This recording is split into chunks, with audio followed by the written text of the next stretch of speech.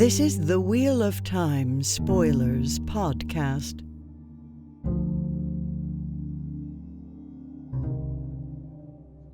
All right, everyone. Thank you for joining us. We are here today to record. I can't decide if we should call it Knife of Tangents or Tangent of Dreams. I'm not sure which one hits better, but either way, we're doing our Knife of Dreams tangent episode. And for this, we always do between episodes. We do a sort of a retrospective of like everything that was in the book and everything that's happened in our lives. Everything. Some stuff that's happened in our lives. Just kind of what's been going on since the last time that we recorded. And so Seth was unable to be here. Something came up. And so I looked back at our guest list and I grabbed our guest who was with us in January. Well, one of them. We actually had lots of guests in January, but I got one of our January guests, Steve, Barnestown fellow podcaster. So welcome. Hello, I'm here. Thank you very much for having me. This is great. I'm glad you were able to make it on short notice. It wasn't short notice. It was a week's notice. That's fine. And I mean, I say the only thing better than being asked on a podcast is being asked to come back on a podcast. So that's like a real treat. So, I mean, it's wonderful. This is like maybe the fourth time we've talked and this is awesome. Yay. Yeah. I was looking at my guest list being like, ooh, this will be good. This will be good. Like, we had a good time talking before. I know you and Seth went off for a long time before I even showed up because I was having technical difficulties. So I know you're a fan of the podcast. Obviously. I am. So. I've been a fan since before you were in the picture. I think a lot of people here probably are in the same boat too, because you were a fan of the podcast before you were in it as well. But yeah, I have a podcast too called Sweet Child of Time, where the premise was supposed to be I watch Wheel of Time, the TV show, with my friend who hasn't read the books or knows anything about it. And we've kind of branched out from there. But Aradia has been on that podcast. We watched the movie Time Bandits together, actually, instead of doing the Wheel of Time television show. Yeah, that was a weird walk down memory lane, watching Time Bandits again. Yeah. It was very fun. Yeah, I mean, I agree. And let's see, it was January. It kind of seems like it wasn't that long ago. But when I looked back on the year, a lot of stuff has happened since then. Yeah, a lot of stuff has happened. So yeah, let's just get into revisiting this last year. Oh, and I see in chat we're getting Tangent of Dreams is getting upvoted. So we'll probably go with Tangent. I don't know though. I might just flip a coin. I like Knife of Tangents. I'm going to put my vote on that. I'm not able to do four things at once right now. So I'm sorry, chat. I'm not with you, but put my vote in there for Knife of Tangents.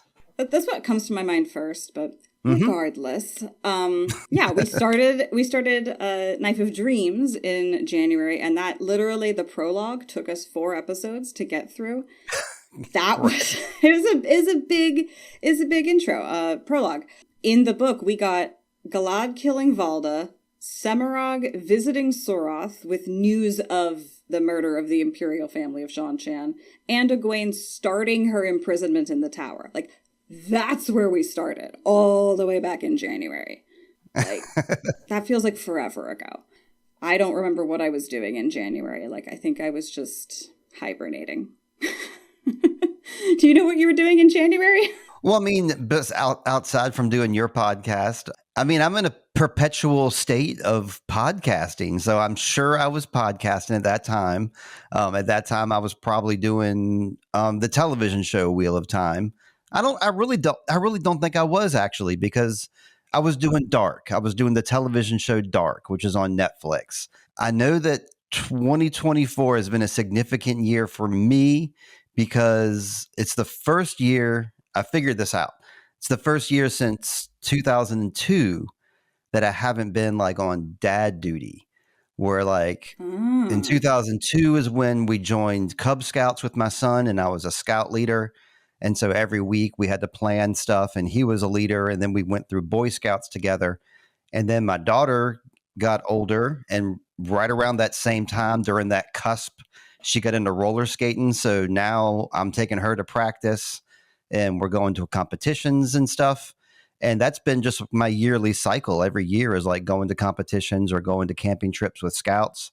This is the first year that I haven't had to do any of that stuff. So I've really been laying low and having fun podcasting, reading a lot of television and movies. I got to recommend. I have a whole list of stuff to like recommend and go over with you already. I don't even know where to begin, how you want to structure this, but I've got tons of stuff to talk about. Wow. Yeah. I mean, I was podcasting for sure, but yeah, I was like looking at my calendar, just like, what was I doing? I don't know. I was just podcasting, I guess. Like Hot Nuance, I think. Hot Nuance hadn't gone on break yet. We took a break over the summer, which really hasn't come back yet. But Hot Nuance was definitely going at that point. Okay. I hadn't yet started Used to Sew. That's a very recent addition. Right. Did we do the show episodes this year? No. It had to have been last... Was it this year? I thought you did like some kind of retrospective of season 2. I thought. I mean, we did... Somebody in chat knows. Was that this year, though? Like, there's no way that was this year. Within the last 10 months? Quite possibly. Wow. Again, what is time? So, yeah, I guess we did our season 2 episodes, which... I don't know what we're going to do for season 3. Well, you've been focusing on this book all year. I mean, this book it's a pretty heavy book. And then Seth, of course, had his wedding. So yeah, this has been like the year of the knife, I guess, for you. Yeah, the time knife. We've all seen it. I did not actually like finish The Good Place at all, but I did get far enough to get to the joke about the time knife. I don't like the format of like sitcom-y kind of things, like at all. And so with The Good Place, using that as the template for like the jokes they're making, I'm like, you're working from a template of things I actively don't ingest. So like, sure. Okay. I get like half of the humor, and then the other half is just like, these are things I actively dislike. Okay. No shade to the show The Good Place. It's just like they're working in a genre that I'm just like, yeah. Like I was literally just on Blue Sky and someone was asking for like my favorite anime, and I'm like, I don't have one. I don't engage in anime. Like Legend of Vox Machina is like the closest I'm getting, right? And that is not anime. It's just animated. So I just wouldn't have a recommendation for animation for anime. Just straight up wouldn't have one because I don't watch it or consume it. So I just had to say I'm sorry about that one. Yeah. It's just like no shade to the genre. I just don't. Sure. Same with me too. It's a good premise of a show, and I like all those actors, especially Kristen Bell, but I don't know, just didn't love the format. Like you said, it was very sitcom-y, structured, joke line. So yeah, it didn't really keep my interest either. Yeah, but we don't have to like all things, right? This is something I've really come to learn over the course of dealing with the WoTS show in particular. It's okay for us to like different things. It's a fine and normal human experience.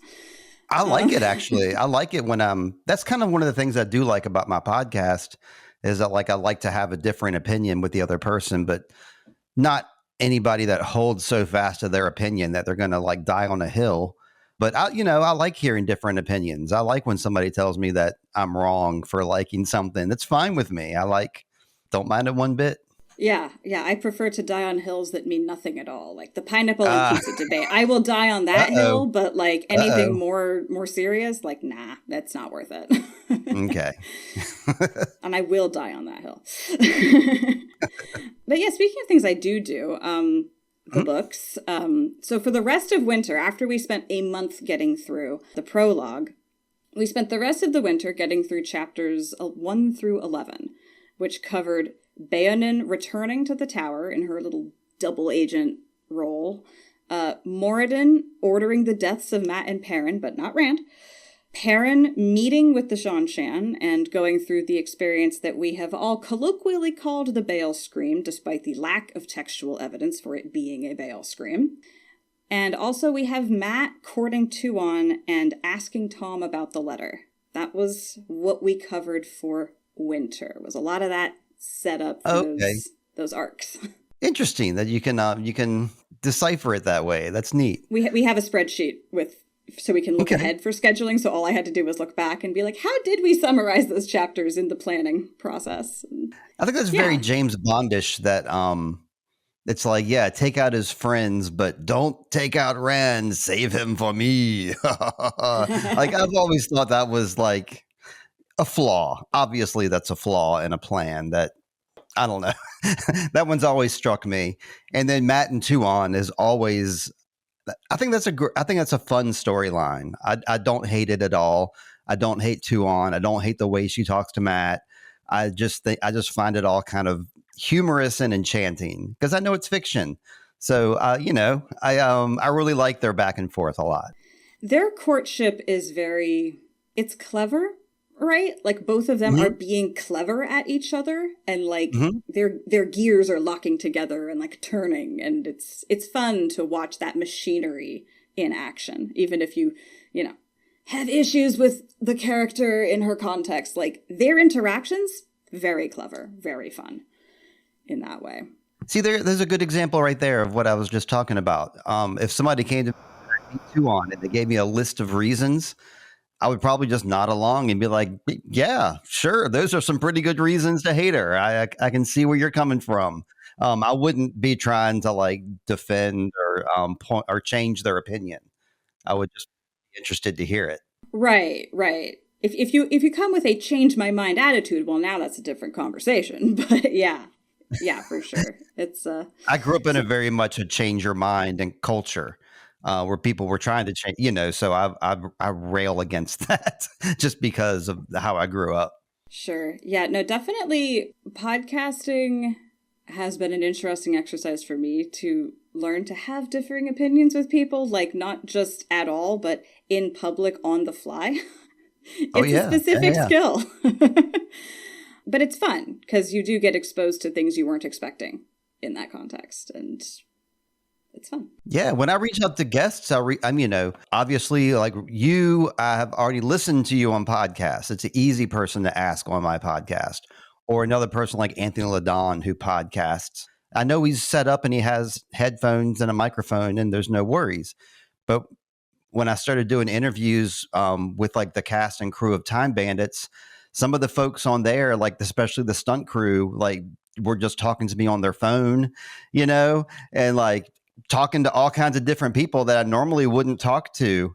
And like you said, just a different style of different flow of talking, a different behaviorisms. And, it's always been amicable though.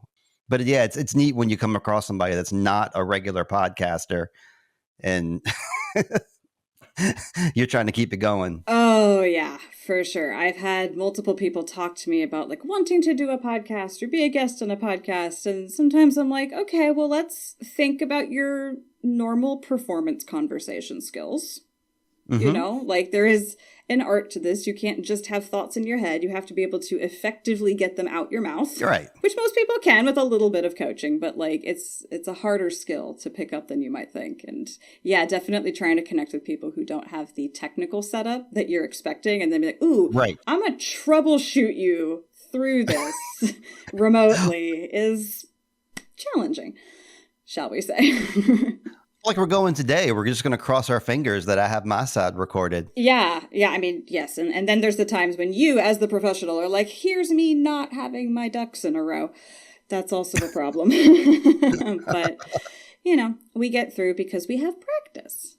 In the real world, in the rest of winter, what I was doing was I was entering into a program to learn how to become an autistic peer support coach. Right. Okay. This is something, it feels like it has taken over my life in a lot of regards. And I was also like, oh yeah, it was January that the program started. Like I was a little student in my first semester. Okay. Back in January. And at this point, I am technically in the internship phase, but of course it's in a bunch of autistic people, so we're all running behind schedule in terms of getting our stuff done. But I am ostensibly in my internship phase, and I actually have been toying with the idea pretty strongly of doing like a little support group within our Discord community. I'm like trying... Oh, right. Starting out my skills there. I'm going to need to expand to bigger pastures, but I do actually want to start a little like Wheel of Time spoilers neurodiversity support group because that's not niche as fuck. Well, I mean, I think it encompasses all of us. I was telling you before, like I'm on Discord and I have a group that we watch Dark every Tuesday night at 10 p.m. There's about a dozen of us. And one time I was talking and I was saying to the guys something like, well, I'm a little bit neurodivergent, I am bipolar, so please pardon, etc. And everybody was like, I am too. I am too. I am too. Everybody was like, that's why we're all here. There's where else would we go but to Discord, but to join with other people. That's what we have the ability to do now. Yes, by the power of the internet, the birds flocking together is like exponentially increasing.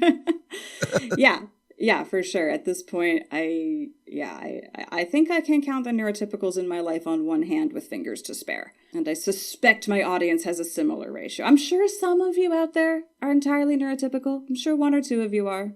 Sure. The rest of you, I envy them. I don't. But it's really cool that you're getting involved at the level that you are. Instead of just having awareness, you're trying to like go out and be part of it. That's great. Yeah, honestly, it kind of feels like a step forward from podcasting, right? Like it's basically Sure. just podcasting, but without the intent to record and distribute, right? But it's the same kind of like, I have a topic, you're here to listen and talk back. Okay. The only difference is that it's not for distribution, like truly. Like in my mind, everything looks like a podcast, right? But yeah, It's like, I like talking to people. I'm good at summarizing things, apparently. And like, I'm learning all this amazing stuff. And then my coach was like, there's not enough people doing this work. Will someone else please join? So he made a program and me and a few people are doing it. And like, as much as I haven't actually started it yet, I also really want to, right? Like, I'm just like at that edge of the diving board, like looking over the edge, being like, oh, that looks like a really long fall. I don't know. But also I climbed up here because I wanted to do this jump. So yeah, stay tuned for that. I will definitely be announcing something in the Discord before I go to the broader internet. It's fun. And I encourage anyone who is questioning, curious, adjacent to consider joining. I'm not doing like a you must be this neurodivergent to enter sort of gatekeeping. Like if you want to be in the group, you're divergent enough to be deserving of being in the group. That's the line.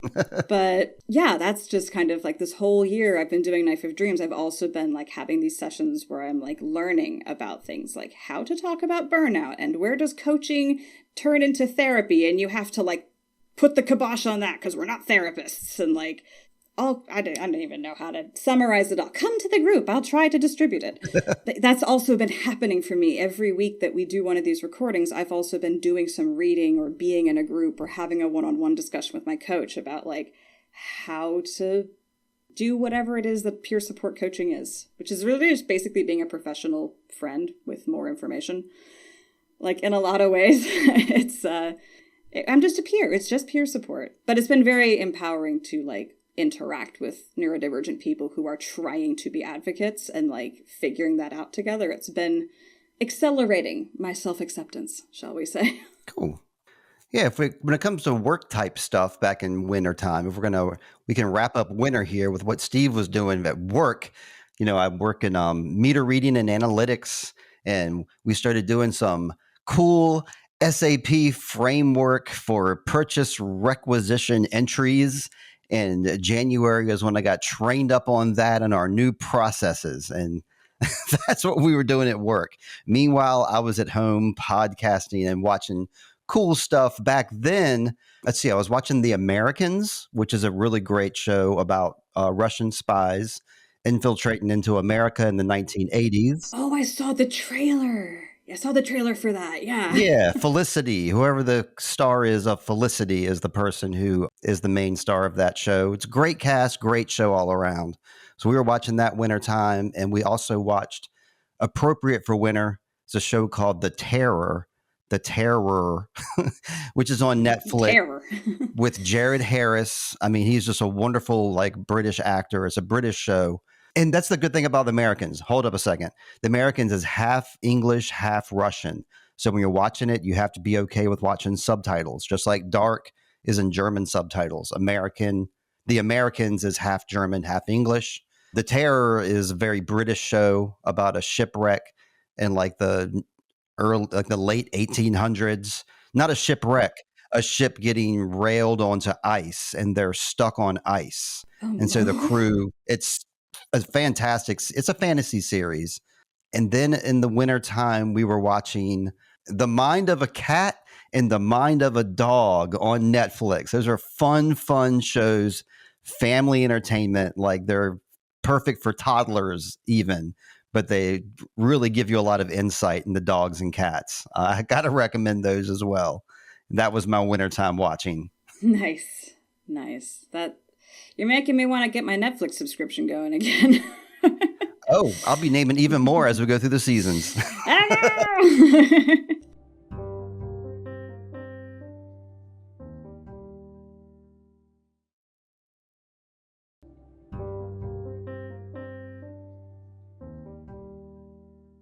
So yeah, moving forward into spring, spring got us through chapters 12 through 26. We had a lot of doubling up of chapters here because this was us anticipating episode 500 and trying to like make the numbers work. So we got through a lot of chapters in spring. Right. Those chapters covered basically most of Egwene's internal tower arc, all of her power plays and alliance building and all of that. Elaine's succession struggle, which included losing Avienda back to the Wise Ones. There's a lot of Andorran politics. We also had Loyal getting married and the Death Gates chapter, which is always a good time.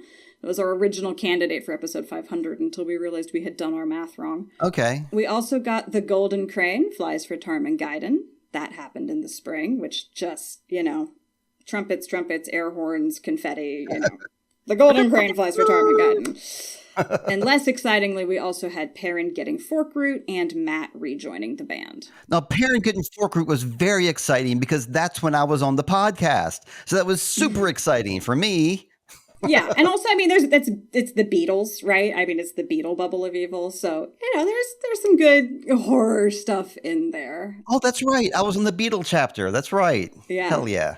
Yeah, totally. I didn't listen to some of the stuff after me, and I was really surprised to hear you say that the Loyal thing might have been saved for 500, because that was one of the things that I was going to talk. I don't have very many notes here because, as you guys might know, I haven't really been reading along with y'all. I've just got like the cliff notes from, whatever the best Wheel of Time site is. Uh-huh. But yeah, I remember I've read these books multiple times, and Aerith and Loyal getting married. The thing I loved about that, which you probably talked about this en masse, so I'm sorry we got to talk about it again. It's all good. It was just the fact that it's not what Loyal expected, and it's not what we as the readers expected either, was for them to get married and then for her to turn around and be like, yeah, what I want is for you to do what you want, and I'm going to support you. Nobody was expecting that, and I wasn't expecting that as a reader. So I remember the first time reading that. Yeah, standing up and cheering. And like, I love this woman. She's great. So, that's my biggest tangent, I suppose, is I think that's like one of the best moments like ever. Yeah, no, especially when like you start to get hints in the scene, like her ears lie back just a tiny bit and then they're back up. And it's like, wait, did I see that? And then like once they're married and her ears go fully back like an angry cat. And she's just like, that's my husband you're trying to control. It's just, it's definitely a stand-up, and you don't throw the book against the wall, you sort of throw it up in the air, like in a cheer. It's like one of those moments.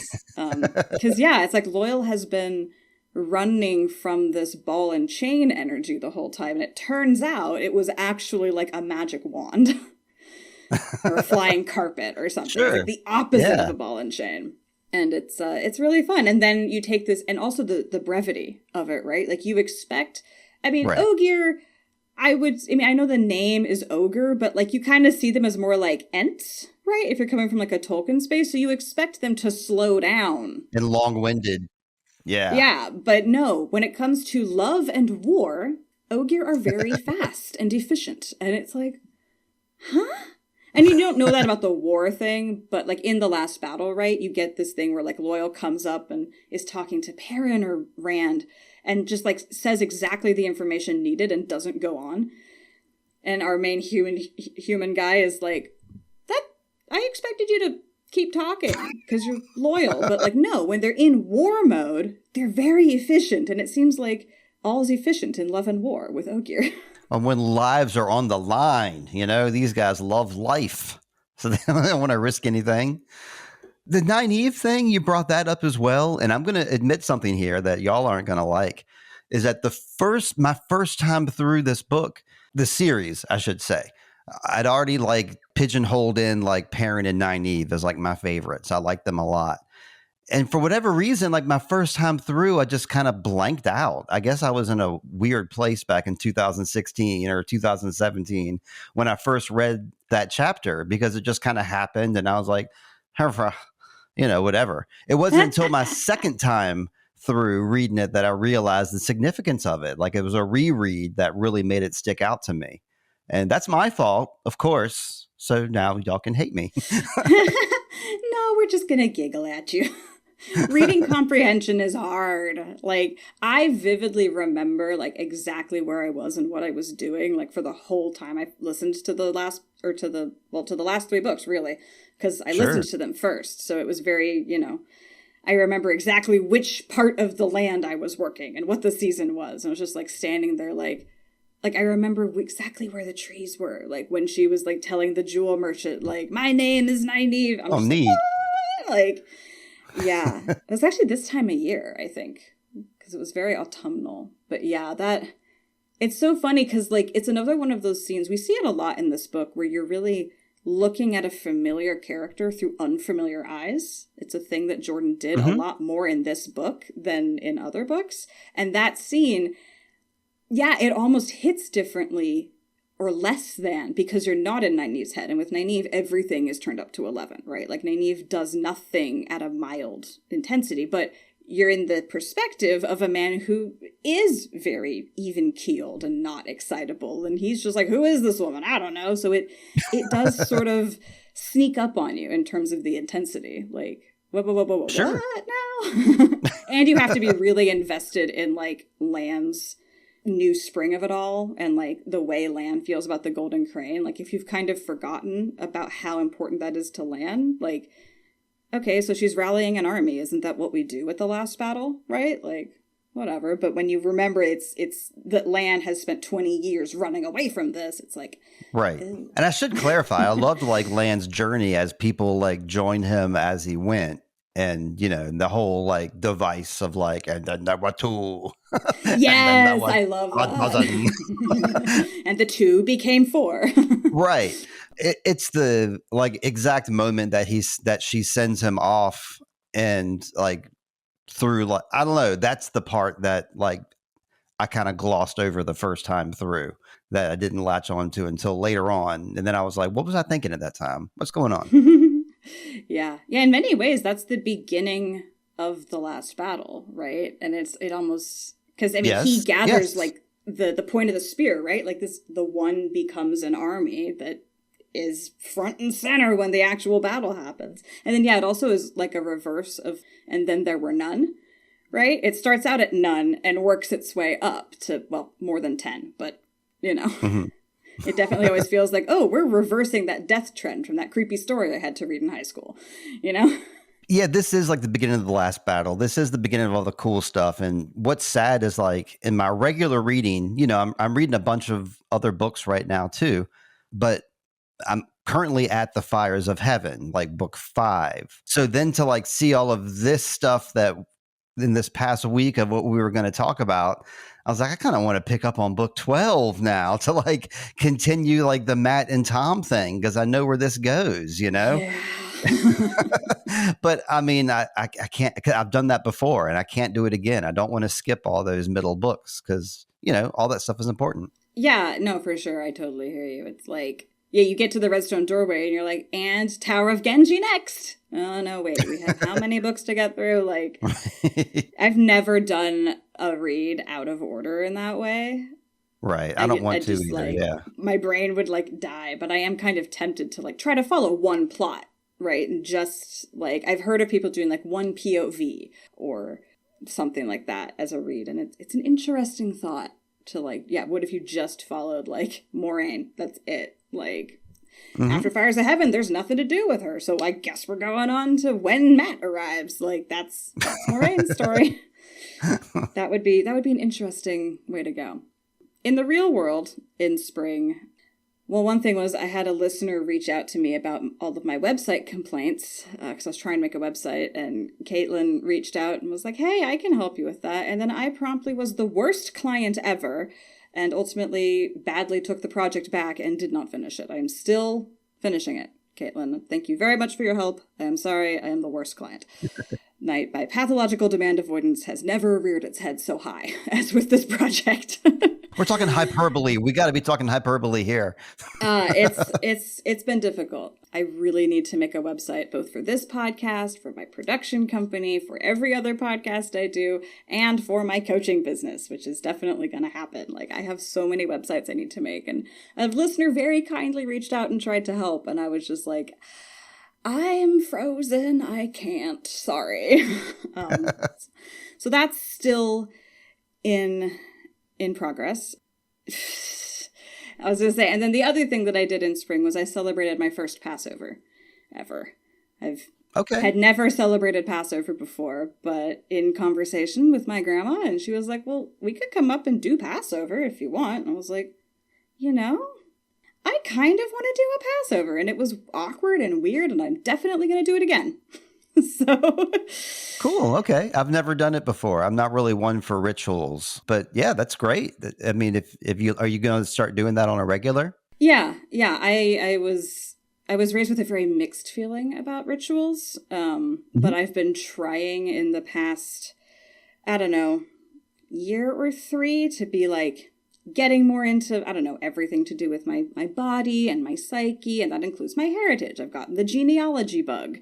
And, I'm part Jewish, and I only had Hanukkah, like, growing up. And, yeah, talking with my grandma about all of that. And she's like, well, if you want, like, more Jewish stuff, like, we have Passover traditions we could invoke. And I was like, okay. And yeah, there were some weird aspects of the rituals, some things I would definitely change moving forward. But it was also like, this is part of my heritage. This is literally part of where I come from. And it feels much like it feels good to like get out of my head and into my body. It feels kind of good to get out of my present and into my past a little bit. Okay. And it was a reason to bring family together. And my dad is like so not into ritual, but to see him come and participate because it is part of his childhood was like really weird. It was really, really weird.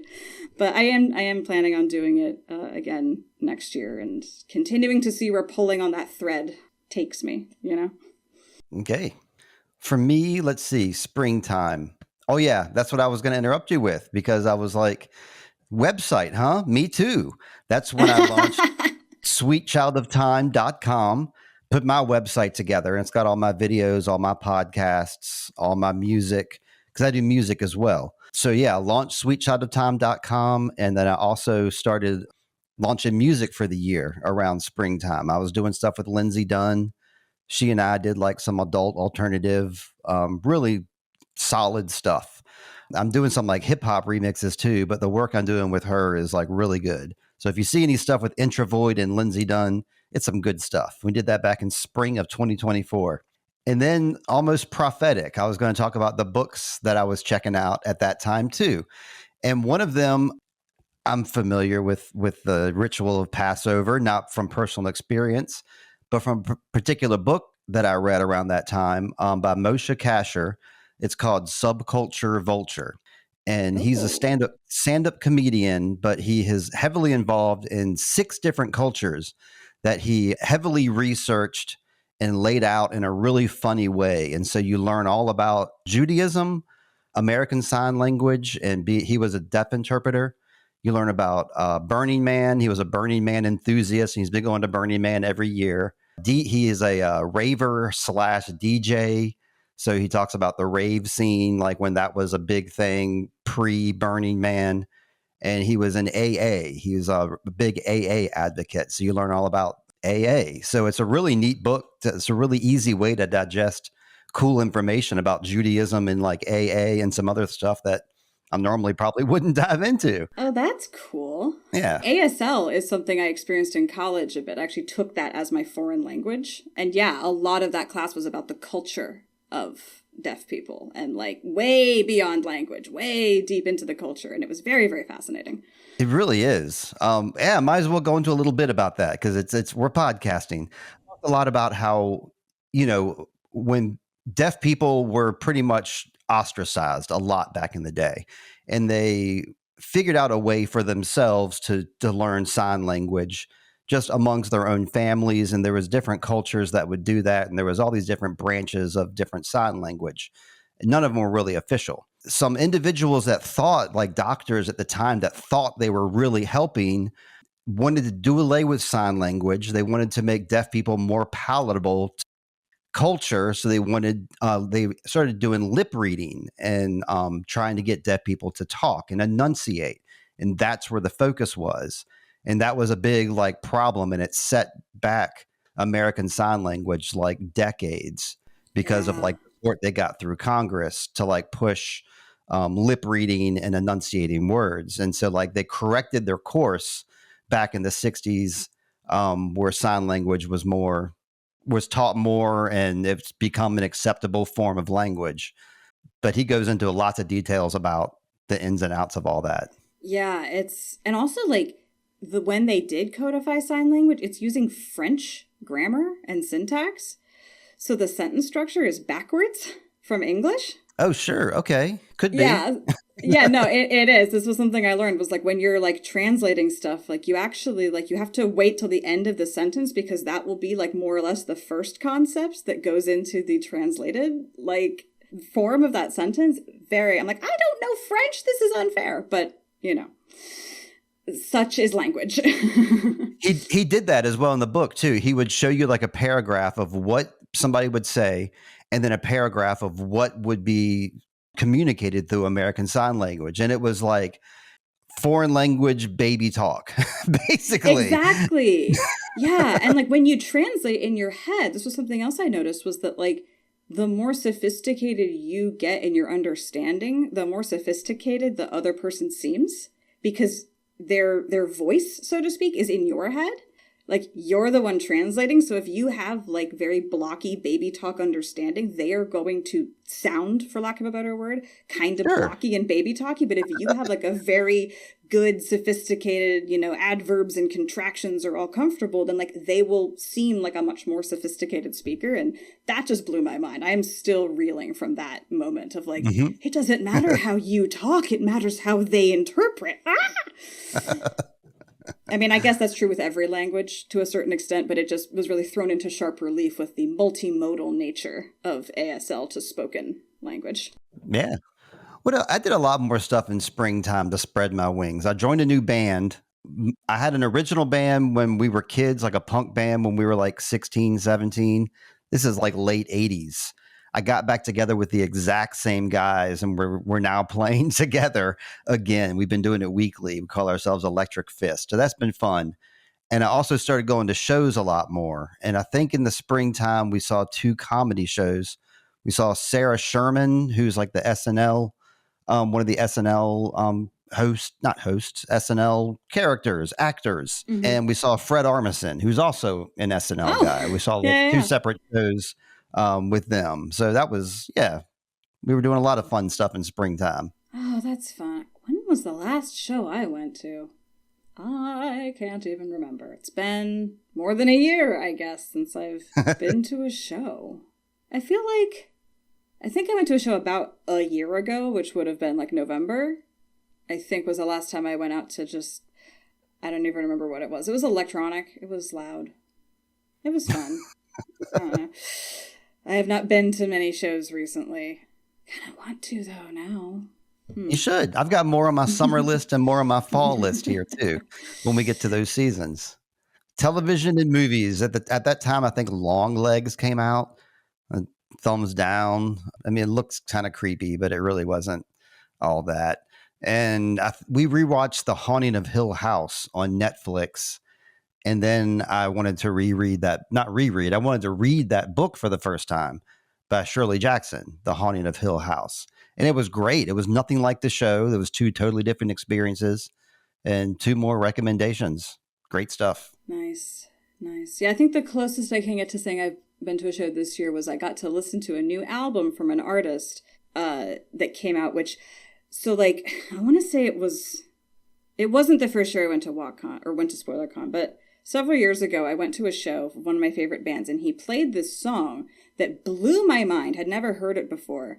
And then dude releases his next album and that song's not on it. And I was pissed. I was like, this album sucks on the basis of not having the song I was expecting in it. But then he released another album just like a month ago. And I am 99% sure that one of the songs on that is that song that has been kind of like, it's not quite a white whale or a holy grail, but it was getting there for me. It was just like, because, I was at this show. I was in an altered state. I don't really remember the song. I just remember the part where I couldn't dance anymore because I just had to hold my head and try to keep my brains from exploding because it was just really good. Love that moment. Yeah. And so listening to this album, I okay, like we're after dinner, we're going to put it on the big sound system. We like are paying attention and we get to that song and I'm just like, I'm pretty sure it's the song. And the fact that I'm not sure is a little bit confusing, but also it was like 4 years ago. Like, songs change, artists change. He mixed it differently, whatever. But it wasn't a show, but it was also like me trying to go back mentally to that show and be like, is this the song? I think this is the song. I think this is the song. Now we just got to make the room dark and put on funny lights and get altered again. And I'm sure I'll be right back there. You didn't name the artist. Oh, I should probably name the artist Ott. OTT, as in Jonathan Ott, the chemist. Okay, never heard. Yeah, he's a electronic artist from Britain. He mostly, his day job is sound engineering for like underground hip hop and dub artists, and so all of his like low end and dub type textures are just fantastic. He does amazing low-end bassy stuff. That's just what his day job is. You can hear it in his music. It's all very, very strange and weird. I will post a link to the newest album in the show notes because, yeah, Ott is one of my favorite bands. It's like right below Spangle. Spangle and Ott are like, they're not even below. They're just on the same tier. I had to look and see if Sprongle was the name of the person in the Discord, but it's... No, that's Spadoinkle. I was like, wait a second, they're on your Discord. No, I do not think that those guys are on my Discord. That would be bonkers. Yeah, those two artists are both in the UK, ironically. And I also really like Pink Floyd, so apparently I have a thing for like depressed men from the UK making music, apparently. Okay. Anyway.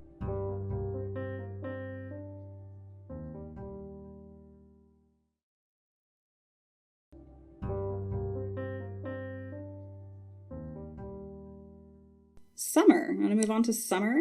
Summertime. I know personally there's a lot of stuff is happening, but we got to stick to the book first because we're here to talk about the book. Yeah. Oh, yeah, the book. There's a book. So summer started off with a bang because that was episode 500. Episode 500 was right around the start of summer. Sweet. And then after that, we got on to chapters 27 through 32, which is not that many because then it was September and we took September off for Seth to go get married. But before we did that, we got through Rand losing his hand and capturing Semirog. Ooh, okay. Matt attacking the Shan-Chan to trick them into getting out of his way. Attacking Malden and finally retrieving Fail. And yet another instance of Elaine getting captured and then rescued.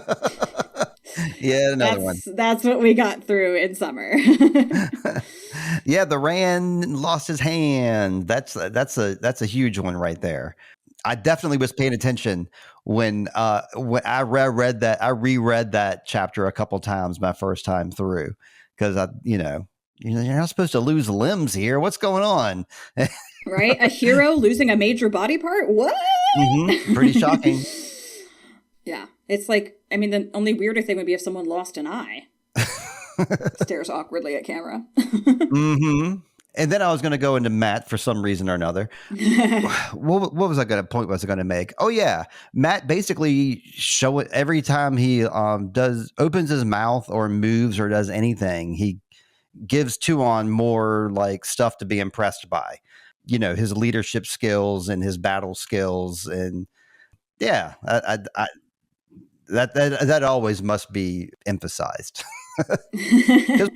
Yeah. I'm like the reread I'm doing right now. I'm finding myself like really liking it when I get to a Matt chapter, which surprises even me. So that's why I'm like liking him a lot right now. No, I would say that I'm liking Matt more on this podcast reread than I've really liked him. Like, I don't hate him, but going through the books in the podcast has made me much more appreciative of Sure. him. I mean, because, like, that's the thing with trickster characters, right? It's easy to write them off and to just see them for their pranks. Like, I'm sure this is true in, like, every genre, everything ever. But Yeah, to actually really get into, like, what he's doing, how he's thinking, how his behaviors and thoughts don't line up, and like just marinating on it has like led me to a greater appreciation for how fully rounded of a person he is. He presents a very shallow version of himself, but that is not reflective of who he actually is. And I, didn't have any cause to see that at the speed of an audiobook read, right? But in a podcast read, I'm slowing down enough to get that. Yeah. As a Perrin fan, I of course like stood up and cheered when he rescued Fael. That was great stuff. And I gotta say, I'm going to be enjoying this, I think, a couple years from now, because I'm really looking forward to like getting to this book and like listening to your podcast, because that's what I'm doing, listeners. Like I read my chapter of the book I'm in, then I listen to the old Wheel of Time spoilers podcast along with it. So I'm looking forward to listening to some of this stuff, some of the stuff I was just reading about this past week, hearing what you guys have to say about it. Because while y'all were talking about this stuff and doing these podcasts, I would pop in here in the Discord at the beginning for maybe 10 or 15 minutes just to see what y'all were up to. And then I'd usually pop out because I'm not reading the books, because summertime, I was busy doing Time Bandits, baby. Time Bandits were all over my back. I couldn't take a step without stepping on a Time Bandit. So like that's where my head was all summer this summer. That makes sense. Yeah, in my life, summer was very much dominated by first Wat Idol and then WotCon, basically back to back. Oh, that's right. Yeah, we connected for that too. That's right. We were cheering for each other. Yeah. So that was, and they positioned that so close to WotCon that it almost feels like one giant event. In a lot of ways. I mean, WotCon, we even had Wat Idol sing along, like, it's all part and parcel of the same thing. Which, yeah, that was a huge. It's like I need to recover from events before they even happen. Like I go into like waiting mode, like ADHD waiting mode, but like weeks ahead of time, and it's like I need to function like at all, despite the fact that I'm going to Ohio in 3 weeks. I need to function today, and it was it was a big rock sort of plonked in my summer. And then after I got back from WotCon, I got 5 entire seconds to sit down and breathe, and then I was off to see my brother get married. Which he doesn't listen to this podcast, so I can bitch here about his choice of venue. It was essentially Burning Man, geologically speaking. Out in the desert, Black Rock. Yeah, it was not literally the Black Rock Playa, but it's part of the larger geologic region that Burning Man is in. He was just in the northern corner. Oh, so super hot then, I bet, right? Oh, God, it was so hot. And, like, the playa, like, I've never been to the playa. I have never wanted to go to Burning Man. I do not do well with heat. I do not do well with dust. I would never in a million years consider going to Burning Man. Like, I know that's not for me. And this little bitch decides he wants to go to Burning Man so much he's going to trial the concept by having a wedding, essentially, in that environment. And, like, I love him. I love his wife. But, like, they really were trying to keep their guest list low with that choice of venue. Like, it was literally, you have to bring all your own water and all of your own sanitary facilities to take that water back, because you are not putting water on the playa. It was intense. The dirt was angry. The pH of the dirt is just like murderously angry at people for existing. But on the other hand, you could just walk without lights, without guidance. You could just pick a direction and just go. And it was very easy to find your way back because there's nothing. There's literally nothing. And like people were tearing around in cars at like a bazillion miles an hour in the middle of the night, like That's fun. inebriated, Yeah. because there's nothing to hit. The only thing out there is the cluster of lights that represent our camp with all the RVs and everything just like plonked in the middle of the desert. And How were those skies? Were those sunsets awesome or what? well, it would have been if Oregon hadn't been having one of its worst fire seasons ever. Oh, bad The timing. smoke was really bad. Yeah, it was a bad year for that. That's right. Yeah, last year or 2020 was smokepocalypse, but that was unique because the smoke all got blown west that year, and that was part of what made the fires so bad. Was the fire doesn't normally go to the west. This year the wind was normal; it came from the west, but because the wedding was in eastern Oregon, that meant that we were getting all the smoke that all of Western Oregon was putting out. And so, like their original plan was to like get married at sunset as the sun is going between this notch in the hills, right? But like they had it all planned out. And the smoke kind of, it honestly kind of cleared up. The clearest time we had was during the ceremony. Like there was literally, it was literally a dust storm as we were trying to do wedding photos. Everyone like gets their nice clothes on. We finished food. We're going to do pictures before the ceremony. And then this wall of dust, just absolutely like haboob levels, wall of dust, just like slams the campsite, flipped my tent upside down, flipped the keg over. Like it was a whole thing. We're like trying to take pictures in it. There's a little bit of rain that just like cements all this dust to our cars. It was a total circus. And of course the bride was having the best time. She's like, I want my wedding to be memorable. and we're all looking at her like, you happy? You happy with how memorable your wedding is? And she's just ear to ear grinning like whatever. As long as the bride and groom are happy, I guess we're all Exactly, just grin and dude. bear it. It's her day. It's her day. That's what they say. Yeah, she was far from bridezilla. She was more like a nature spirit who was just forcing us all to like deal. But that cleared the air, so that by the time that the ceremony actually happened, the air was remarkably clear given everything. But yeah, it was kind of funny. I was like, oh, I get to do like one wedding, and then in a month I'll do another wedding.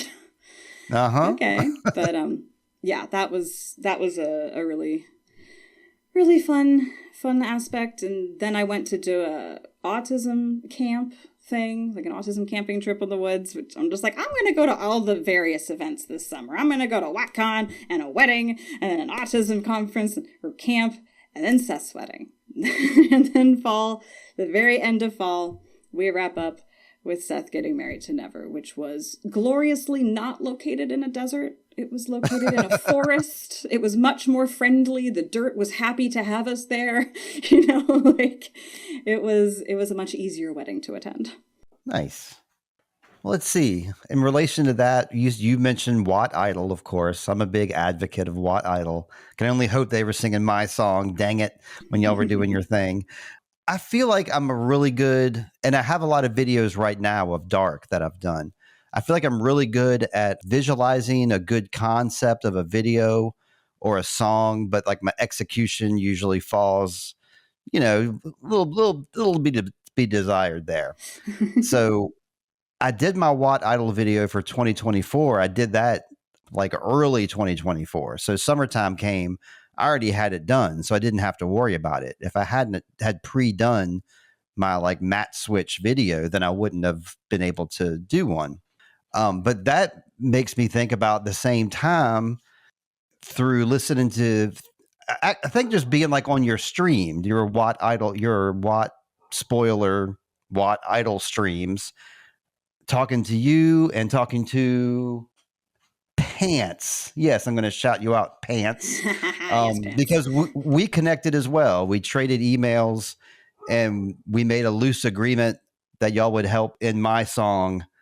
And yeah, so I haven't forgotten that, Pants. You haven't heard from me like in a couple months, but I still got my eye on you. And yeah, I was really involved in Time Bandits. What happened with me is I got very lucky being able to reach out to actor Rune Tempte, who plays Bideleg in the show Time Bandits. He also plays one of the characters in Captain Marvel. He plays one of the blue people, one of Captain Marvel's buddies. He played in The Last Kingdom. He's a Marvel dude, but he's really friendly. He's from Norway, and we were talking on Instagram, and he gave me his personal information so we could chat for real, and I could get in touch with his manager, and he came on my podcast. And because he was so willing to share his information and come on my podcast, other cast members and other stunt people from Time Bandits followed suit. So I got to have a whole series of interviews with the cast and crew of Time Bandits and covering that and making friends. And it's summertime was big for me because that's what I was doing my Time Bandit stuff over at Sweet Child of Time. And then like shows, yeah, we did go to, I think we saw Mastodon and Lamb of God and Carrie King's Slayer that summer. My wife and I went and saw that. I believe that was summertime. But yeah, I was a full on Time Bandit. I think that's so cool that and just to be clear for anyone who is not kept up on the Time Bandit shenanigans, there was the movie, and I was on an episode talking about the movie, but you're talking about the show, which is a new thing and is revisiting that story. And so, yeah, it's multiple times that there were Time Bandits, so to speak.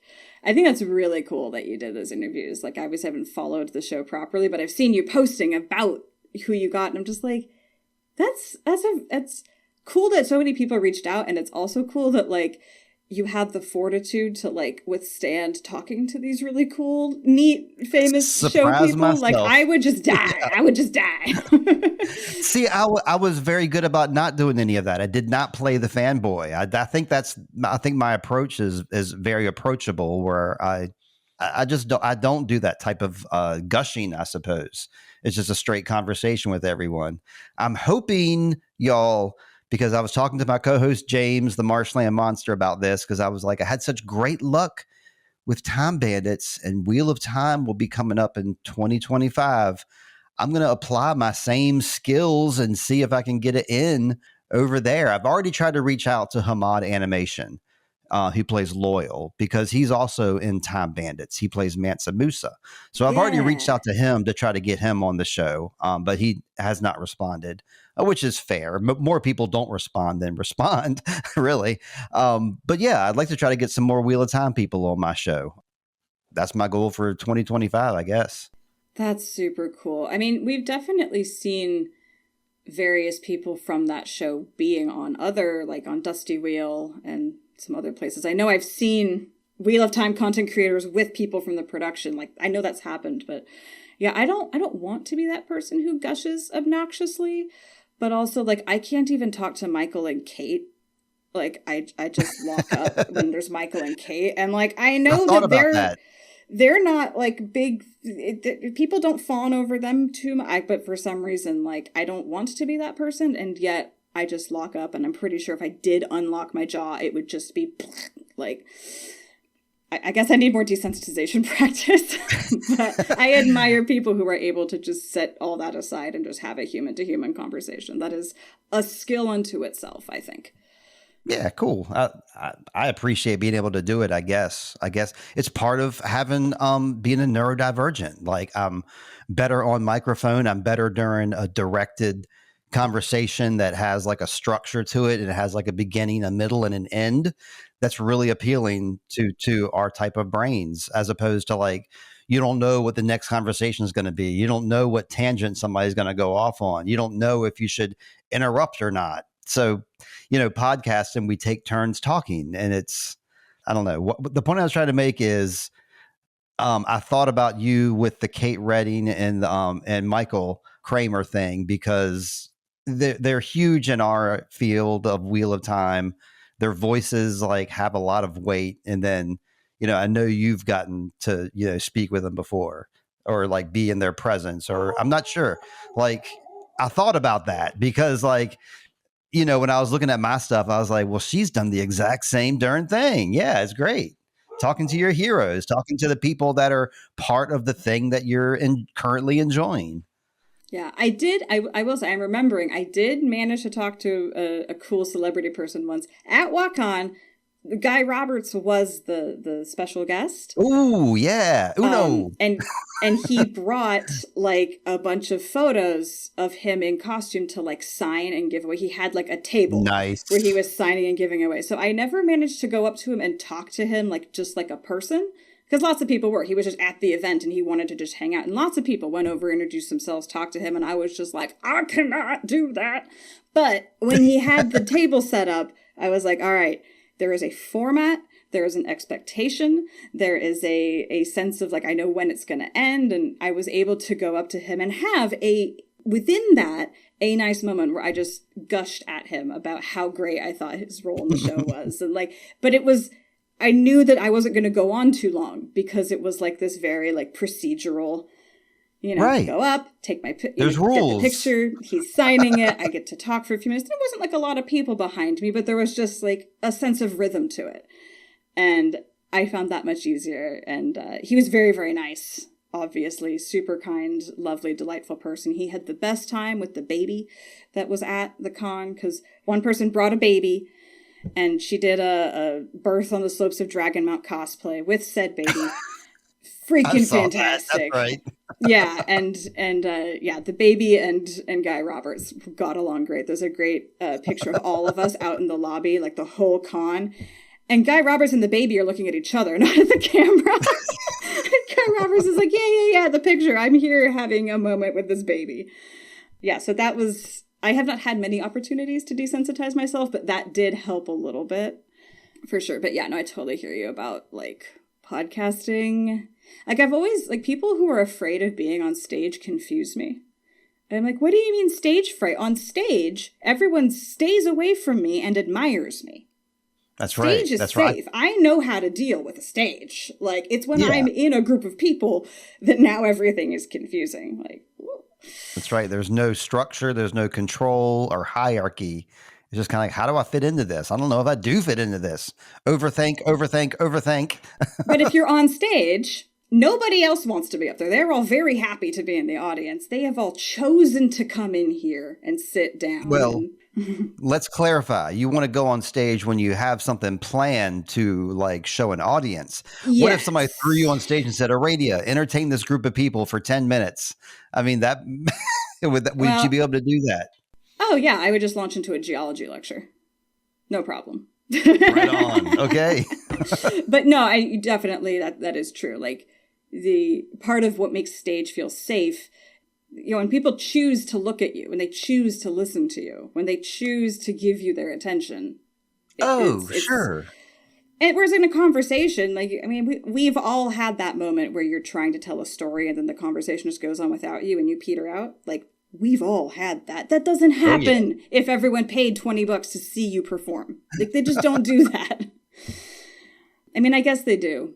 Lots of people are rude at shows, but less so than in normal conversation. So that also reminds me of in my peer support group thing that I'm learning, one of the challenges is managing the conversation because it's a bunch of neurodivergent people. The interruptions, the people speaking over each other, it's all very chaotic. And one of the things that the coach does is basically flight, like air traffic control for the conversation. Like, there are procedures and methods to like get the talking stick and hand the talking stick back and all this, because otherwise it would be a chaotic, anxiety-inducing free-for-all. And it's been interesting seeing that, like, let's not try to make this happen by feel. Let's make this happen with a procedure. Kind of like podcasting, really. Yeah, I would say too, don't be afraid of silence. Like, if you're in a situation like that, sometimes that's totally okay. The space to think can be very effective in bringing up, like, the follow-up to your point. Like, sometimes you just gotta give it a few seconds to, like, let the thoughts order themselves in your head. Mm-hmm.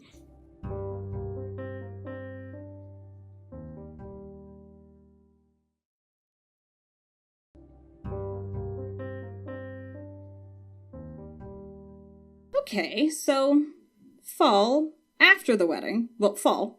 So the wedding happens, and then like a week later is the fall equinox, and we get to the season we are currently in, fall, where we are wrapping up the book with chapters 33 through the epilogue. And this covered the end of Elaine's struggle for the Andorran throne, Matt getting Tuon back to Seanchan, but not before she marries him, and Surath finally being taken down. Surath, who's been there as an antagonist since book 2, finally gets taken down in this final section. And we're all happy about it, even though it's not great. We're still happy about it. I was a Surath hater / lover. I love to hate them. Like, I don't know. Like I've always enjoyed like them being around. So like, yeah, you're right. But I don't know. I get maybe my hate wasn't as strong as some other people's because I was always kind of amused and chuckled along, I suppose. And then Matt's really quick wedding, right? Didn't it just like kind of like blow past and you had to like read like the sentence again? Like, did that just happen? Yeah, basically. She just says the words and then it's faster than the Ogier wedding. Surprisingly. It's literally faster than that. A very romantic book, this Knife of Dreams. It is a romantic book. There's 2 weddings. They take a paragraph in total. Thing. Oh, yeah. The Nynaeve thing makes it 3. And then Parrot and Fail hookup. That's 4. We got all kinds of romance happening. Yeah. No, I have always liked Surath as a character because she's introduced so early and she stays around for so long. I mean, kind of like Leandrin, right? Like, that's why I like her, yeah. Yeah, it gets kind of unsatisfying when a villain gets brought up and killed off in the same book or like within 2 books. It's like, I didn't even get to like wonder where they were going to pop up again. But like, you know, Lanfear, obviously, and Leandrin and Surath, like they're all book 2 antagonists and they just keep showing up and you're like, which plot is going to like unearth this bitch again? And so, yeah, losing Surath is like, well, I guess we have to say goodbye, right, to this familiar villain. But also, she's been making such a strong argument for getting kicked out of whatever power structure she's in. It's good to see that. And, like, to have Tuon be like, no. It's like, we love to see bad people taking down bad people. It's good. Yeah, that's right. Hey, what else was I thinking that was... This is a fault of mine, I suppose. But I feel like like I said, the reason I like Surath is because I was introduced to her earlier, so like stuck in my brain more. And I think that's kind of like my fault, where like I don't really feel as attached to characters that were introduced like in later books, because I feel like just I don't know them as well. And it's like, who's this new person? Who's this? Oh, another one? Okay. Right. Whereas it's like if it's like a resurgence of a character or somebody that's been around for a while, then you know I'm more accepting of that. And like the huge, I mean, I know you're not even there yet, but like all of a sudden we got this new main character of Andril, and we like him a lot, but it's like he just kind of comes out of nowhere, and it's like, okay, dude, like take a backseat, come on. Right, like go get in line at like book 8 or something if you want me to care this much. Yeah, especially like when they introduced Moghedien. I feel like when I was first reading through it, I was very like, is Leandrin gonna take down Moghedien? Because Leandrin has been an antagonist for a long time, and then this Moghedien character just shows up, but I'm like, are you going to add to the prestige of Leandrin by being taken down by her? And then the other thing happens. I'm like, oh, I have to move that energy over to Moghedien herself. Yeah, it could have been... Yeah, I think there is a diminishing return on when they get introduced and how invested we are. But yeah, I mean, also, who doesn't, like, love the Andril storyline in and of itself? It's a very cool story and character unto itself, divorced from the larger context. Like, that's just a fact. It was very unexpected. I mean, I agree. I like the dude a lot. I like his perspective a lot. I like the shadows a lot.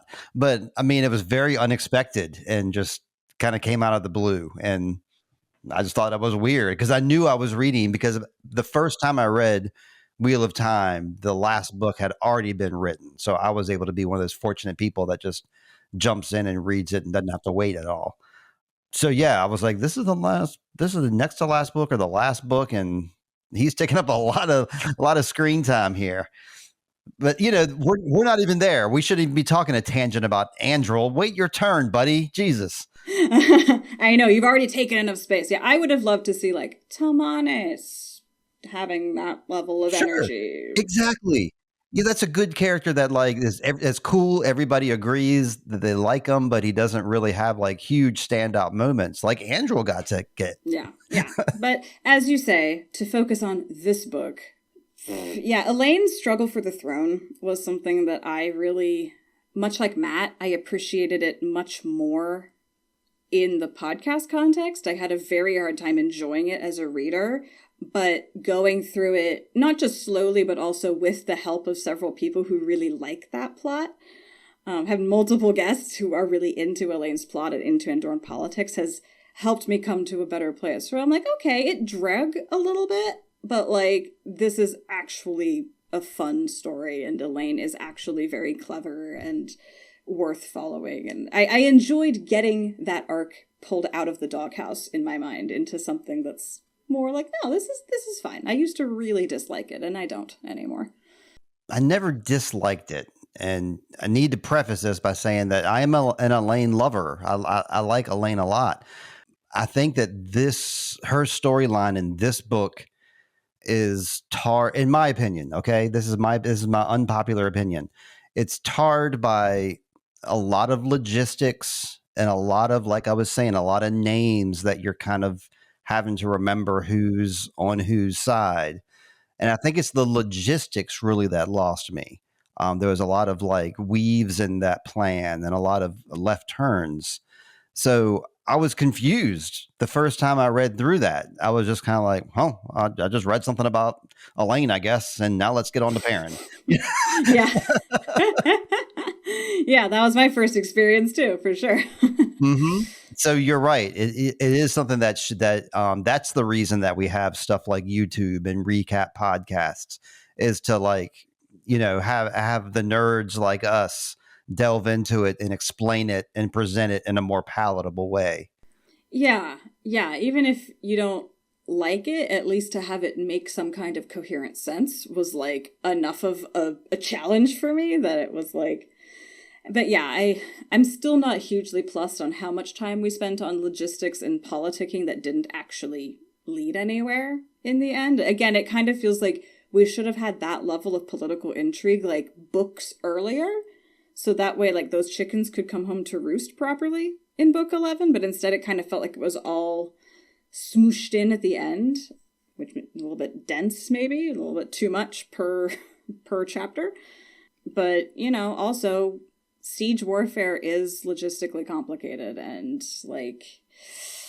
it's fun to like sort of game out how traveling can change siege warfare, right? I mean, that's like the thing with sieges is getting resources in and out. And if you have gateways, like that's a whole different siege. It's a fun sandbox to play in, I guess.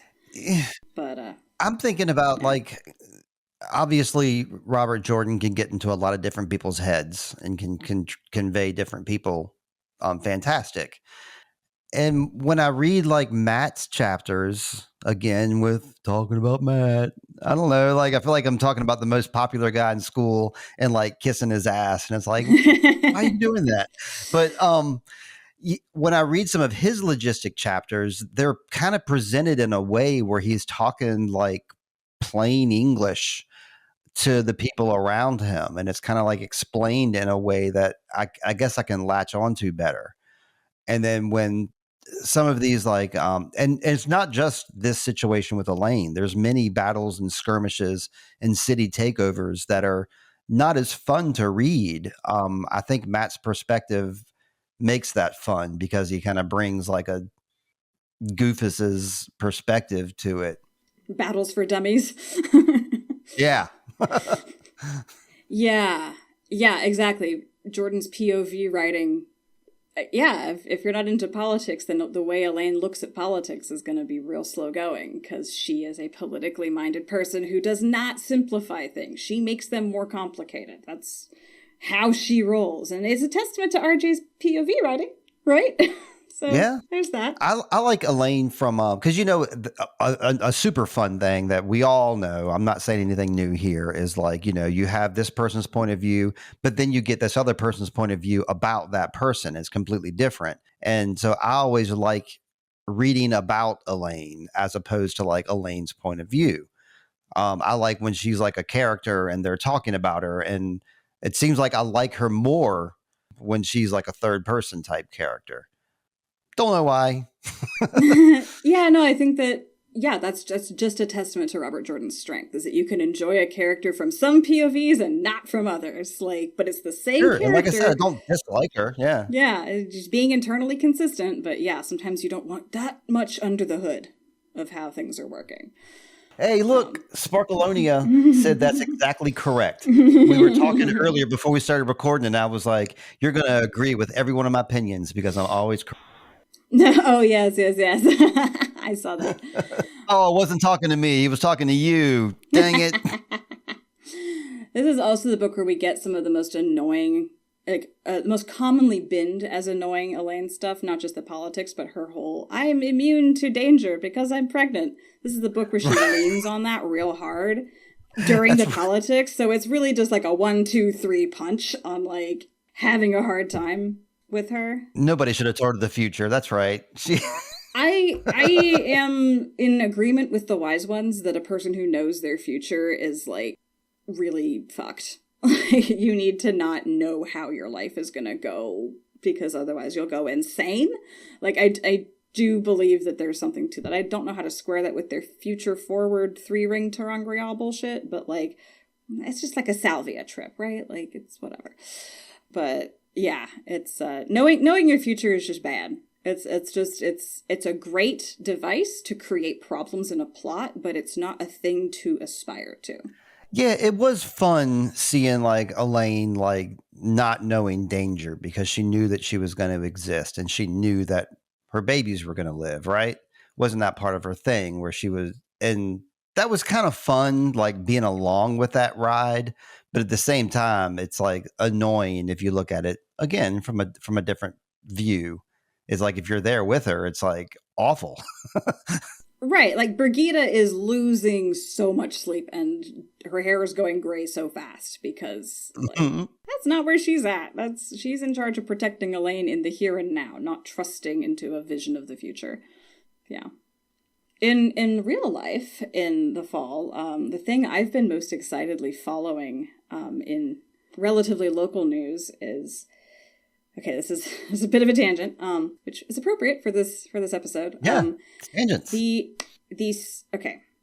salmon are returning, right? That's what happens in the fall. Salmon return up the river. In Northern California, there is this river called the Klamath that flows from Oregon down across the state border into the ocean. And for many, many decades, there have been dams on said Klamath River that have been fucking the fish run. And for decades, there have been negotiations to try to get those dams out of there. I think the dams started going in like 100+ years ago and got built subsequently.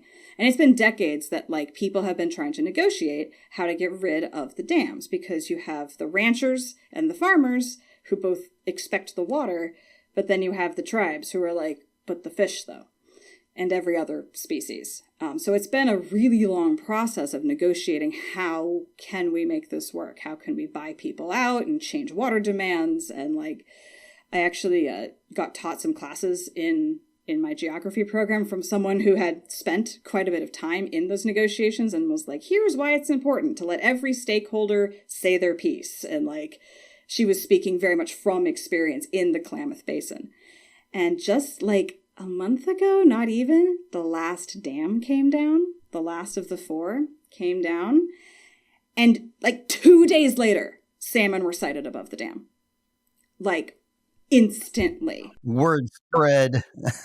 And like a week or two later, like a week or two ago, they made it all the way to the headwaters in Oregon. Like the salmon have not come up the Klamath to Oregon in over 100 years. See, I thought when they did dams, when they did a dam, they would make some sort of spillway for the salmon to do their thing. Did they not do that up there? That is a thing. I'm not totally sure. I'm pretty sure that those did not exist when the first dams went in. 100 years ago. That's right. Pretty sure, and I'm pretty sure that's why they weren't getting all the way up. And the fish ladders are of limited efficacy, shall we say. But yeah, that is a thing, but I believe that some of the dams went in before that. And yeah, it's just the salmon runs have not been able to get to those headwaters in like 100 years. And yet, with the year that it was possible, the first year it was possible, they are like, oh no, we know where we're going. We know where we're going. And it's just been a very like regionally a very exciting story, because it's just been such a contentious issue for so long. And is it too late? Blah, blah, blah. And the fish are like, no, we got this. Don't worry about it. Like, we're good. How's this for a tangent? You know how like mice will like learn a maze and then they'll like pass on that DNA to like their offspring who will know the maze immediately. So I wonder if some of these like old school, like salmon's generation back, like knew the path. And then like these other salmon have like had that information, but had nothing to do with it. They couldn't utilize that information because the dams were in the way. Wouldn't that be neat if like that DNA was still kind of tucked in there? And it's like a memory that like pops up after like 75, 100 years. Like, hey, I know the way. I just know it. Yeah, I mean, the way that they find their way back to their correct headwaters, like to the exact stream that they were born in, is by scent. That's how they navigate back up. But yeah, it's kind of wild to think that, like, I mean, salmon can live for like 30, 40 years. Like, this is multiple salmon generations. And yet, yeah, like that scent memory, that knowledge that there should be a path, like it wasn't gone yet. It had not yet been lost to whatever else was happening. It's like I sort of assumed it would be like every year they get like a little farther up as they like relearn. No, those memories are crystal clear, apparently, in those little fishy brains. They don't have feelings, but they have excellent memory for geography. I take that back. Fish have feelings. Fish do have feelings. Don't believe Kurt Cobain. It's not true. Yeah. But yeah, that's been kind of the thing that has been most like uppermost in my mind, aside from coming down from Seth's wedding and everything, has just been like, the salmon and the Klamath. It's so exciting. So consider that your little fishy info dump for the day. Yeah.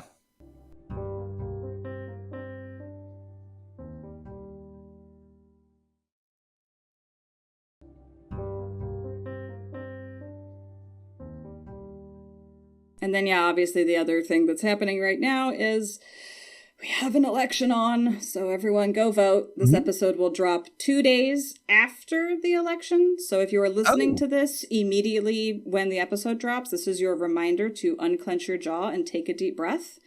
So I hope that everyone who's listening has registered and voted and done all that stuff. But that's the big tension that's, hanging over us all right now. And check your registration. If you haven't already done that, now's a good time to do it, is to go to like check your registration and make sure it hasn't been pulled for whatever reason, because some states, including my own, Virginia, has been doing that, especially Pennsylvania as well. And especially if you live in a swing state.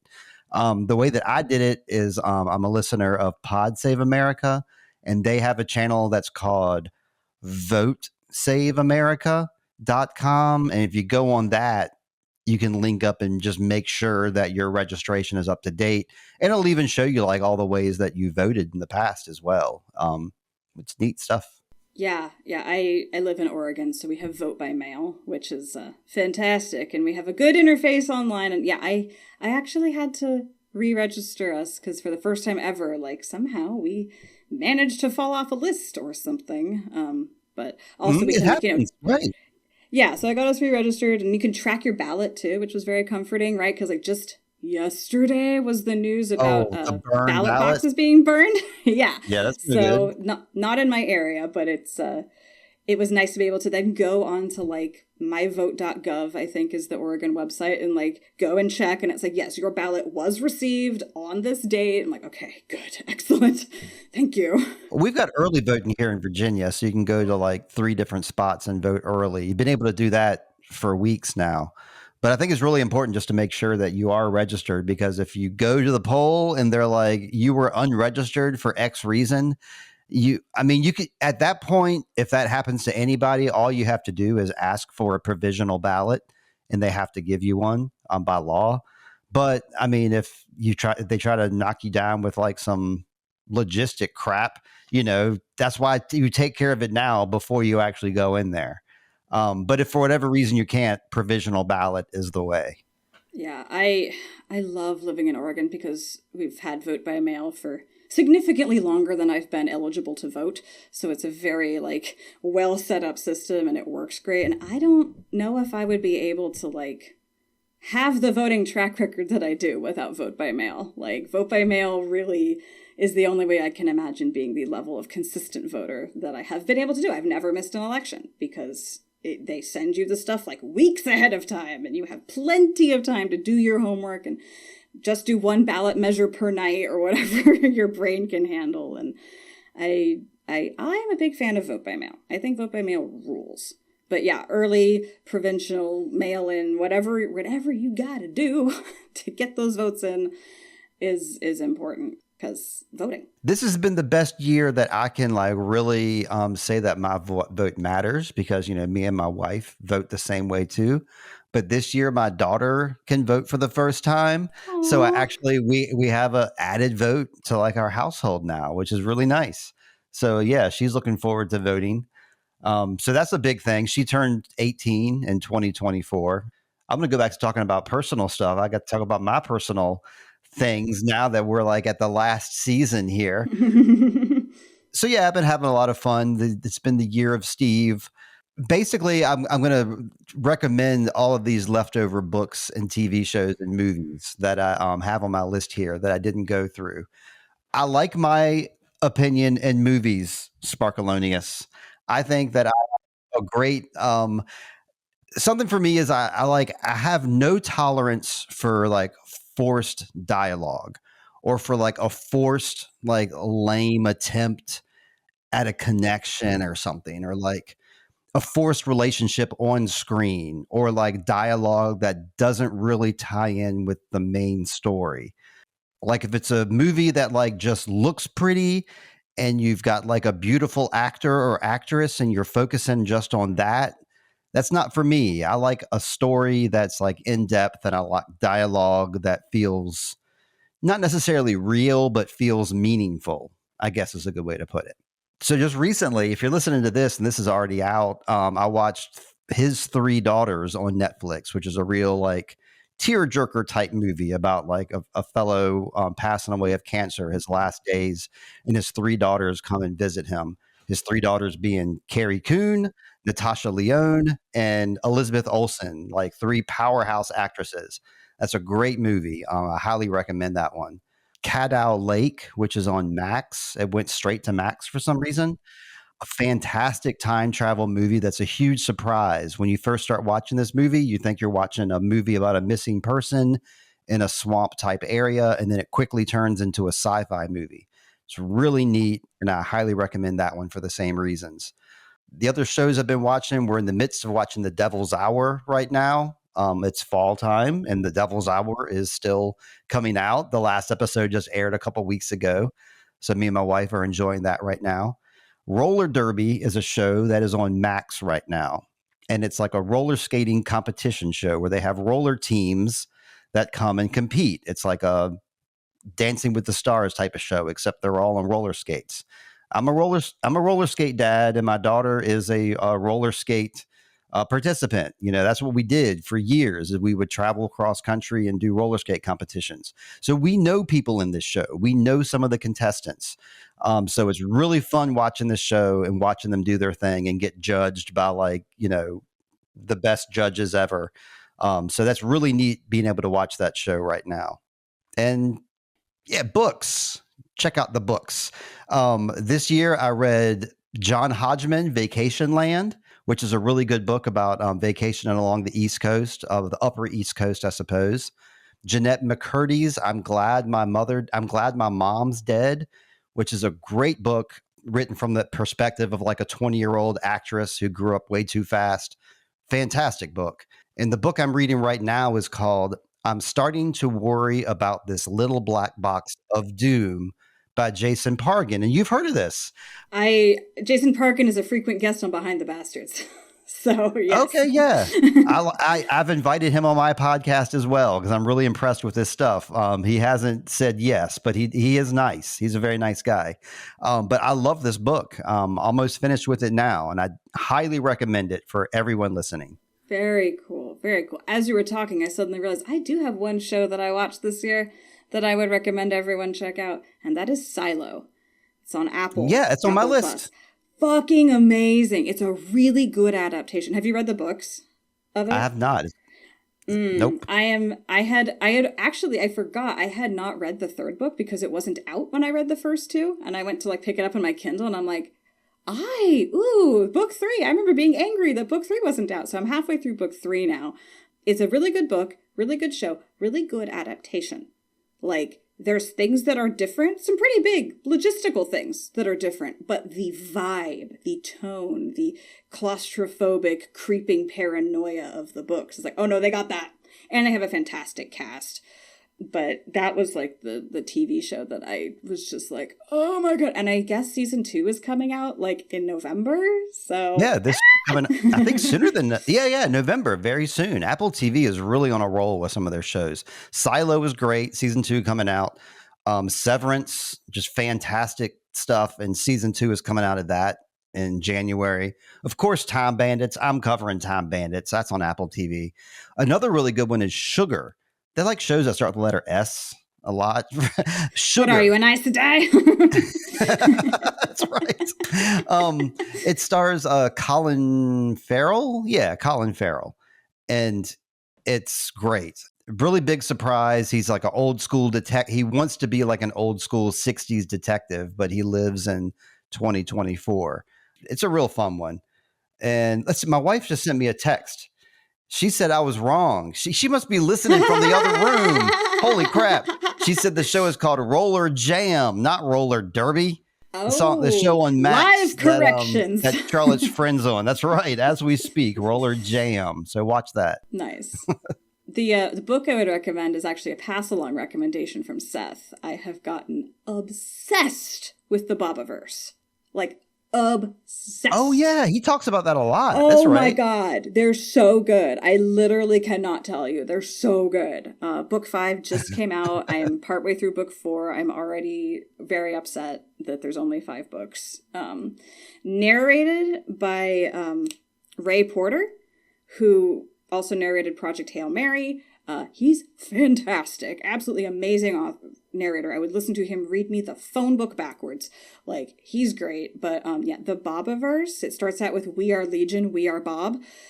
And it just goes from there. And it's so fantastic. Like, it's so fantastic. And it follows really well after Project Hail Mary, honestly. There's a lot of similar concepts with aliens at the star Eridani for some fucking reason. Like, okay. But yeah, I have been deep in the throes of listening to that and just being obsessed with it. And it's just so good. I've been reading nonfiction. I've been having a hard time with fiction. Okay. But these books, I am not having a hard time with. Oh my God. They're so good. Well, if you're like in nonfiction stuff, I got to do the Subculture Vulture again. Don't forget about that. Yeah, I'm going to write that down. I mean, you're recording this right now, so you can go back and listen. Oh, yeah. And edit, I'm recording. all that stuff. Moshe Kasher, Subculture Vulture. That's very, very cool. I have so many books I'm trying to read. Oh, let me recommend a little book I'm reading. I'm reading right now. Pick it up every now and then. It's called The Fires of Heaven. It's book 5 of the series. Ooh, that sounds The Wheel interesting. of Time. Kind of like Game of Thrones. Yeah, it's one of those series. Oh my God, I've been rewatching Game of Thrones just because I wanted, I finished House of the Dragon and I was like, I never really finished Game of Thrones, so why not rewatch it? I know it gets bad at the end, but it was really good and genre defining at the start, and I'm about at the inflection point now, and I'm just watching through my fingers, oh God, why am I watching this? But also I have to watch it. The Bobaverse is written by Dennis E. Taylor. And he's also written a bunch of other stuff that is also narrated by Ray Porter. I might have to become a Taylor Porter obsessed person for a while, because it's just really engaging. Both of them do a very good job in their respective fields. You're talking about Fires of Heaven. I don't know. Some Robert James, Jordo, like Richard. Yeah, Richard Bachman. Jordo, It's Richard Sander Bachman. Meow. Yeah. Yeah, we could definitely be trading movies and book talk all day, because that's just one of the funnest things ever, and makes for great podcast content. Honestly, just trading these sorts of things back and forth. But We've been going for about an hour and 40 minutes, so let's start to wrap this up. As far as next season, I'm not quite sure when we're going to start up again. We're going to take at least a week break, but like I said, Seth had something come up. He'll be letting you know about that. So I don't know if that's going to get in the way of our usual recording time. So everyone just be in abeyance, We'll be back eventually with the next book. We're going to get into the Sanderson books. It might take us a while to decide to do Sanderson books because we have to, but also it's not Jordan. So everyone be patient. I'm not sure quite when we'll come back. Otherwise, yeah, what do you have going on in your podcast coming up? Is it just more Time Bandits all the way down? Not necessarily. We have about 3 more episodes of Time Bandits to recap. And as I said, we did His Three Daughters. We like to do one-off movie episodes, and we'll always do that. But when it comes to shows, once we finish Time Bandits, that'll put us at December. And at that time, there's a Netflix series coming out based on the South American fantasy novel, 100 Years of Solitude. So I think that Lindsay and myself are going to be recapping that show on Netflix, and that'll take us up through about the same time that Wheel of Time season 3 starts up. Obviously, James and myself are amped about Wheel of Time season 3, so we'll be recapping that. And then if we have any time or any episodes to do, we've decided, because I like fantasy and I like time travel, but James likes cartoons and James likes more silly stuff. So we're going to do Time Squad, probably late 2025, which is like a cartoon show that came out about 2002 about a little kid and then a superhero and then a robot. And they time travel in these little short 11-minute episodes. So we'll just, have fun watching that and talk about whatever time travel area they go to. So anything time related, TV show, movie, you'll find it at Sweet Child of Time. I'm plugging myself now. Intro Void is my music, and I'm always releasing new music. I have stuff with Lindsay Dunn that's coming out. Our 4th song, which is called Tell Me About Paradise, will be out anytime now. But I just released some remixes, some rap remixes, like summertime, slow jam, rap kind of stuff. That's out on my Intro Void label as well, which is on Spotify and Apple and everywhere. So that's me. How about you? Well, you just told us what you threw to me. Now I'm trying to throw right back to you again. Well, I actually do have one more thing to plug, which I should have mentioned earlier, which is, I did mention it briefly, but I will put another big plug here for my newest podcast, Used to Sew, Used number 2, Sew. And that is a podcast I'm doing with my mom. So you can actually listen to what I will sound like in another 30 years. You can hear her. And we're talking about sewing machines, sewing culture, and sewing history. Our kind of 3 main pillars of what we want to talk about are the history of the sewing machine, my mom's personal experience with selling Singer sewing machines in the twilight era of sewing machines, which is the 80s, and then also the evils of and solutions to fast fashion. Those are kind of our 3 big pillars. We kind of rotate. Each episode sort of focuses more on a different one of those pillars. It's really fun. She's a performer. She has all these performing, storytelling, folksy skills. And then I, of course, have my podcasting framework. So we record a session together, and then I'll kind of put an intro and an outro text on it myself. And then you get this edited version of my mom telling you a story of the first time she ever made a sewing machine sale. And it was really, really weird. Or the history of the Singer Sewing Machine Company, because surprise, surprise, Isaac Singer, the eponymous person, was actually not involved in most of the history of the Singer Company. He was pushed out very, very early. I think we've done some Halloween episodes. So we've got one about scary stuff you find in sewing machines that have been left alone for 50 years, as well as costuming discussions about, making Halloween costumes. I know we have a 2-parter coming up about electricity, rural electrification and that whole thing. So it's very, very widespread. It's not just crafting and sewing. It's not that. Occasionally we'll get into how to make something or how to deal with a machine, but also we're just what's the sewing culture, right? Why did rural electrification happen? How did sewing machine sales go down? So we've got a lot of content in the pipeline that hasn't come out yet. So there's not going to be any like gaps. We're actually doing the thing where we record a lot ahead of time. Nice. So yeah, I would love it if people here came over and gave that a spin. Used to Sew. You can find us on the places you find podcasts. There's always going to be a link in the show notes for these episodes because it is a Fox and Raven Media production. I'm having lots of fun with sound effects.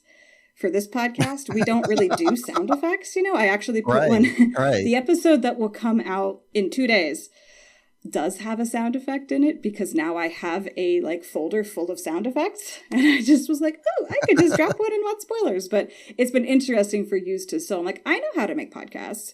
And then I go up to make this podcast, and my mom's asking me to do all this stuff that I've never done before. Blend this together, add a sound effect there, put bumpers here, and suddenly I feel like a little baby who's never done a podcast before. Because, like, it turns out I don't know how to podcast. I know how to do a very specific kind of podcast. Sure, okay. There's other skills to learn in this world. And so it's been very fun having her challenge me to step up to that. So, you know, first episode's maybe a little rougher than the later episodes, but we're having a lot of fun. And I hope that you and everyone can come give us a spin and learn all the things you never thought you needed to know about long shuttles or whatever.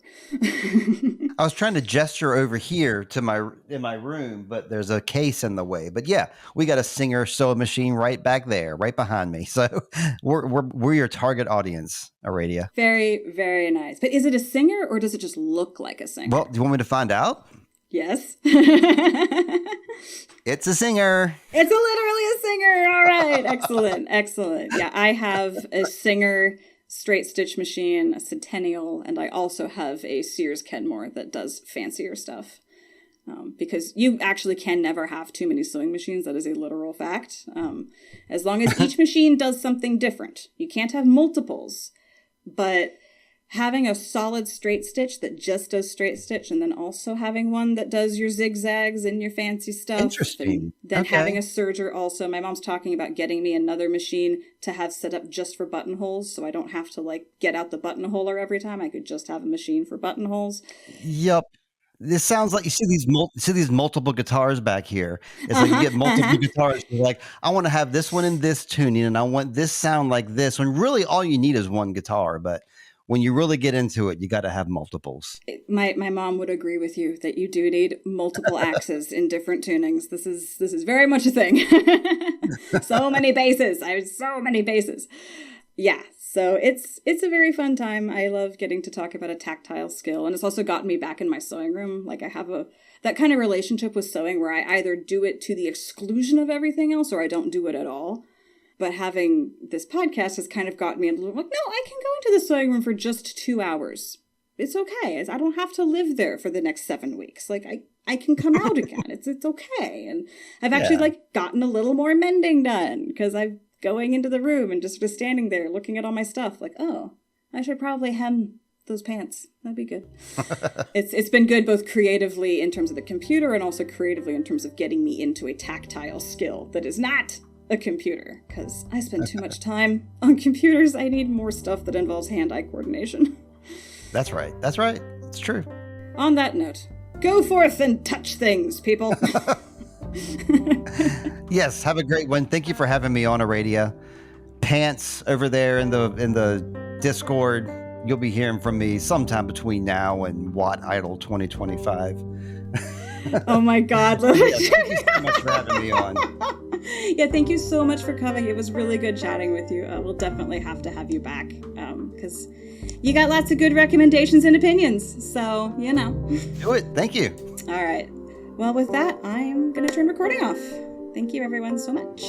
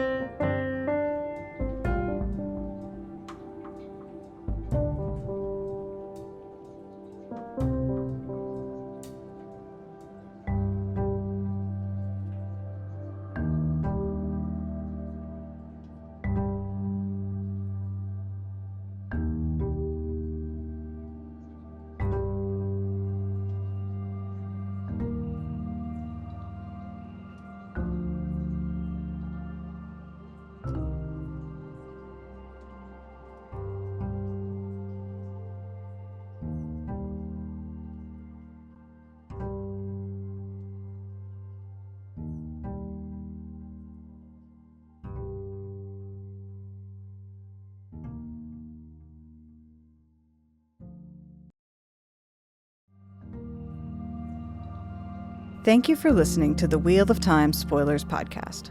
Please rate and review us on your podcast app, and consider supporting us on Patreon for ad-free episodes. WoTSpoilers is a production of Fox and Raven Media. For more podcasts from Fox and Raven Media, visit our website at foxandravenmedia.com.